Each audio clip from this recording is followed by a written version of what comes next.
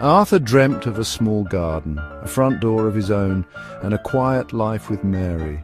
Simple wishes after years of war.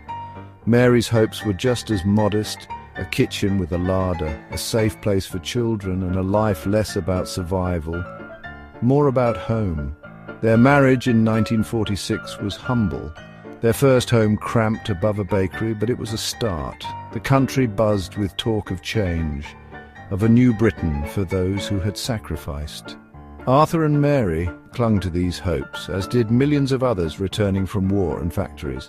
The dream was universal: a steady job, a decent home, and the security of knowing help was there if needed. For now they waited, worked, and hoped, believing a better life was just within reach.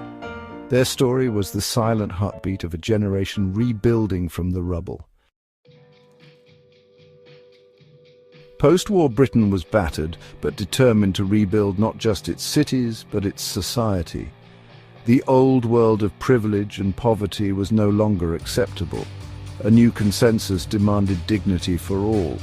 The government launched a bold council house program aiming to create real communities with green spaces and modern comforts. For families like Arthur and Mary's, a home with a garden and indoor plumbing was a dream come true. Even more revolutionary was the birth of the NHS in 1948. Healthcare free at the point of use, a right for every citizen. No more choosing between a doctor and the rent. Illness no longer meant financial ruin. These reforms weren't just policies, they were a promise of security and hope. Ordinary people finally had a foundation to build a decent life. The welfare state was about more than bricks and mortar. It was about compassion and collective progress. For Arthur and Mary, these changes meant the difference between constant struggle and the chance to thrive. The nation's promise was simple: a fair shot at a healthy, secure life for all. In 1952, a letter changed everything. Arthur and Mary were offered a council house on the Kenilworth estate. Their new home, with 3 bedrooms, a private bathroom and a garden, felt like a palace after years in cramped rooms. Mary marvelled at the larder and the bath. Arthur dug his first vegetable patch with pride. Moving in was both exhausting and exhilarating. Their few belongings dwarfed by the space, but their hopes filled every corner. For the first time, they felt true ownership and dignity.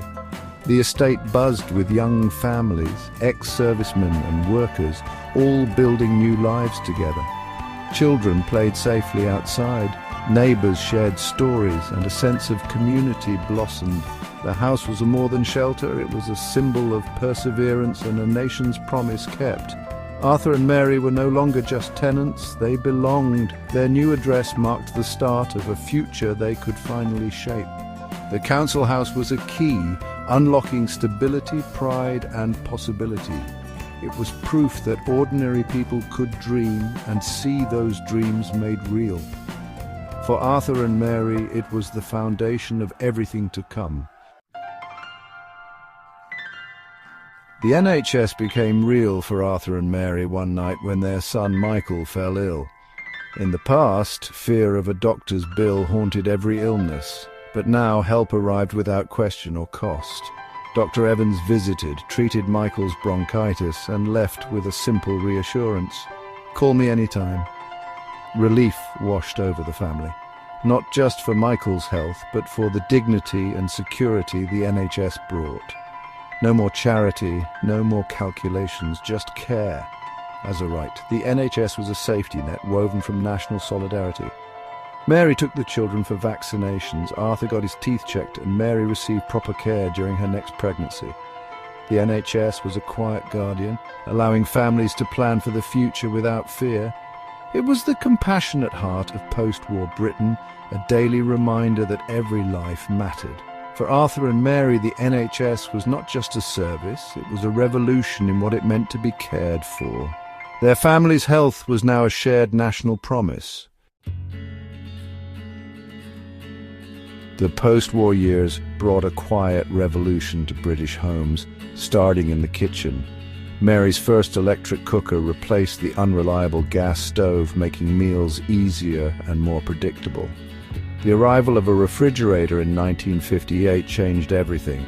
Food lasted longer, shopping trips became less frequent, and waste was reduced. The washing machine turned wash day from a back-breaking ordeal into a manageable chore, freeing Mary's time and energy. Each new appliance, bought on hire purchase, marked progress from austerity to modest prosperity. These machines didn't just save labor. They transformed family life and aspirations. The modern kitchen became a symbol of rising living standards and domestic pride. For Arthur and Mary, every new purchase was a milestone on their journey to a better life. The hum of the fridge and the churn of the washer were the sounds of progress. The kitchen was now a place of comfort, efficiency, and hope for the future. Michael and Susan grew up in a world their parents could hardly imagine, secure, healthy, and full of opportunity. The 1944 Education Act opened doors, and the 11+ exam became a beacon of hope for families like Arthur and Mary's. Their children's lives were shaped by grammar schools, pop music, and new freedoms, worlds apart from their parents' struggles. Arthur and Mary were proud, but sometimes felt a quiet distance. Their hardships were now just stories to their children. The post-war mindset of making do was giving way to optimism and self-expression. Michael dreamed of university, Susan of fashion and freedom. The welfare state was their children's baseline, not a hard-won victory. Arthur and Mary watched with pride and a touch of poignancy. Their success had created a new gap between generations. Their sacrifices built a platform for their children to dream bigger. The very security they fought for was now taken for granted, a bittersweet measure of progress. Decades later, Arthur and Mary saw their children thrive. Their council house now owned their family growing. Their lives traced the arc of Britain's post-war promise, from hardship to security and modest prosperity. The NHS and council housing were more than policies, they were acts of faith in a better future. But as times changed, new challenges emerged. The language of solidarity faded, and the welfare state faced pressures. Arthur and Mary wondered if their grandchildren would understand the value of what had been built. Their story was a reminder of what's possible when a society chooses to care for all. The promise made after the war had been kept for a time. The question now, what promises will the next generation make, and will they keep them?